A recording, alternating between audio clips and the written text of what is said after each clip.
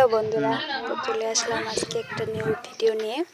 তো হচ্ছে কি, এই যে মাসি, এটা হচ্ছে আমার মাসি। তো ওনার বিয়েতে তো সামনে ক্যামেরাম্যান চলে এসেছে, তো এর জন্য মানে ছবি তুলতেছে। আর এদিকে আমি ভাবলাম তোমাদের সাথে একটু শেয়ার করবো, এর জন্য আমি একটু ভিডিও করে নিলাম। তো দেখেন কিভাবে ছবি তুলবে না তুলবে, কত সুন্দর সুন্দর করে ছবি তোলার স্টাইল।